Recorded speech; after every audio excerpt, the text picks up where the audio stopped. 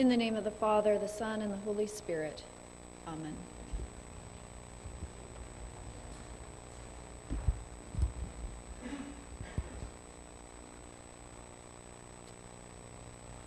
This book, Shake Hands with the Devil, is written by Romeo Dallaire. It is his experience of serving as commander of a peacekeeping force in Rwanda in 1994, during one of the worst genocides that human history has ever seen.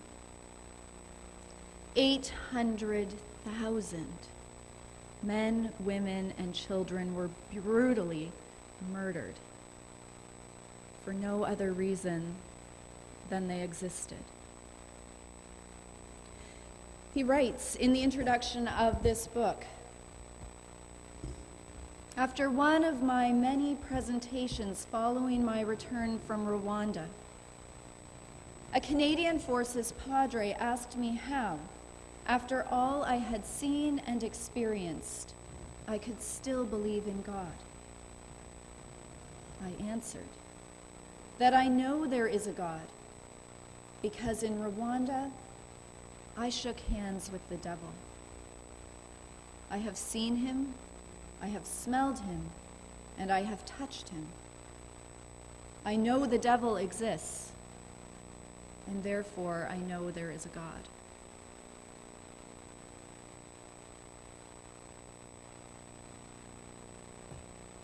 Today, more than any other time of the year, we as Christians are invited to wrestle with brutal honesty, with a question, with a problem that has preoccupied the greatest minds that the world has ever produced. We are invited to wrestle with the problem of evil. How do we make sense of forces of pain and suffering and destruction that are loose in our world and that make no sense? How do we uphold the existence of God and God's goodness when human beings are capable of such atrocities, such pain and hurt, inflicted one to the other on God's watch? It's not just the great minds of the human race who wrestle with this problem. It's ordinary people like you and like me, who also know something about that deep, rattling question. Because we also can look at the world around us. We also can look at the forces of evil that are loose in our world. We can listen to the news. Just in the last couple of weeks, we heard stories of governments killing their own innocent people. We heard stories of bombings in churches and mosques and places of prayer and peace. We hear those stories of 60+ million refugees running for their lives. And we may have our own personal stories as well. You might know something about dreams shattered, about loss that breaks your heart in two, about pain, mental, physical, spiritual, that seems too hard to bear. And you might know something about that problem of evil and darkness loose in our world. We hear and see that problem lifted up on the cross today in this Friday story. We hear Jesus give voice to that question. My God, why have you forsaken me? Where are you, God? I am abandoned. Jesus, who is put to death in the most excruciating, the most humiliating, the most painful way possible, simply because he dared to love. He dared to share God's disruptive, unsettling love. And in Jesus' hour of darkness, he finds himself alone.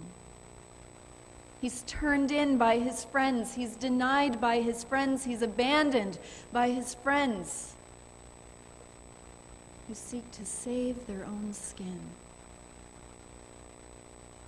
And it's not just about Jesus, because masses of men and women had started to hope in him, to believe that he was going to make their lives different, to dare to dream and to hope that a different world was possible. And today is not just a dead end for Jesus.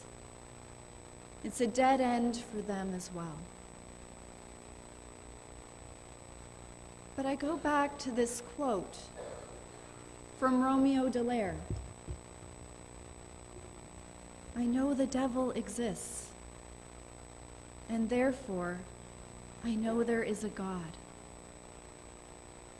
What Romeo Dallaire does here is he takes that problem of evil and he identifies a powerful flip side to that problem.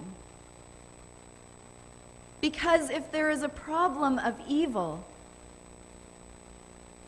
there is also a problem of good.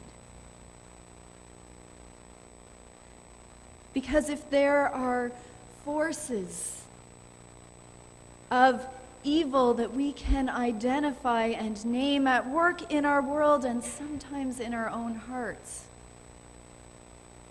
we can identify those forces only because we can also identify the forces of goodness, the potential and the choice for goodness. If we are going to acknowledge that there are nonsensical, inexplicable choices of pain and suffering that we make and inflict on one another, and that Christian history has personified as the devil. And we also need to acknowledge that there are inexplicable, nonsensical forces of goodness. Forces of goodness that only make sense in the context of the presence and the power of God. The pain and the darkness of the cross is the focal point for us this Friday. But we just need to start looking. And we see that there are smudges of goodness, God's fingerprints, all over this story as well. The problem of goodness, the choices that are being made that don't make sense except for God. We see that problem of goodness in the very fact that Jesus hangs on that cross instead of going into hiding.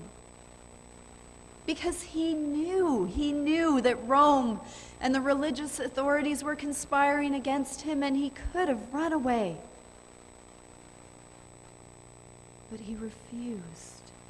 He refused to have that voice of love silenced, even if it cost him his life. We see that problem of goodness in the friends who stayed, who risked their own lives to associate themselves with someone who is now an executed criminal of the state. And there is nothing more that they can do for Jesus, and they can't stop the forces of darkness. But they stay and they risk their lives in doing so simply so that they can offer friendship. The problem of goodness is heard in the words that Jesus doesn't say from the cross. The words that we might expect him to say, words of bitterness and anger and hatred and vengeance.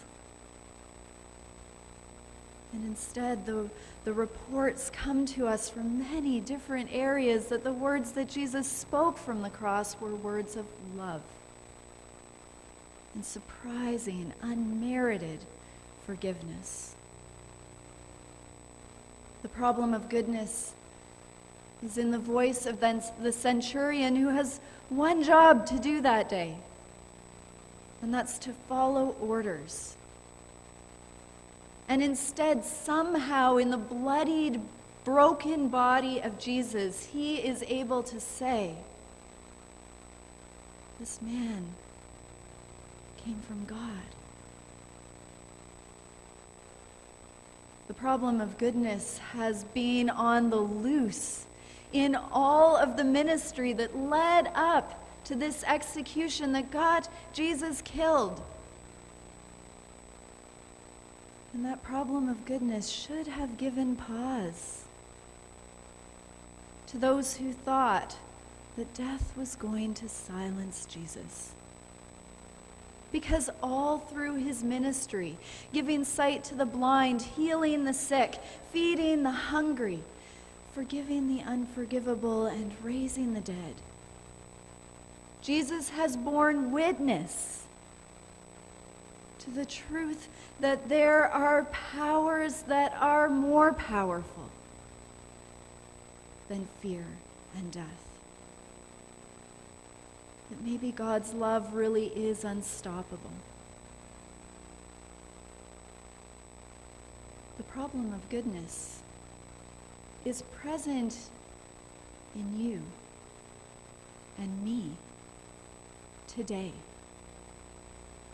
Because on that Friday long ago, it might have looked as if Pilate and Caiaphas and Caesar won, as if fear and pain and death won.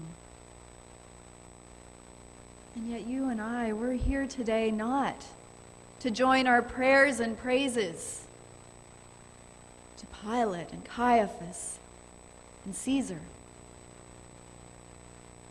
We're here because somehow we've caught a glimpse that generations of men and women and children who have gone before us have also caught.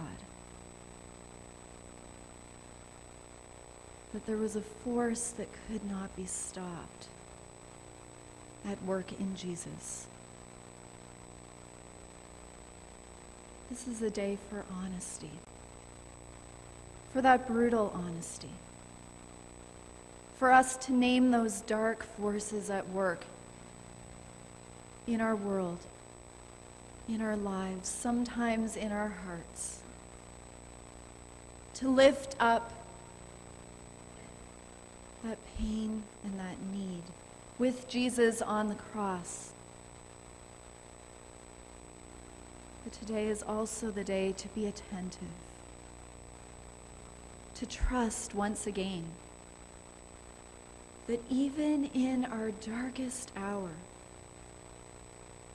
God's life and love is powerfully on the move. And so on this Friday, we wait. We wait for God's answer. Amen.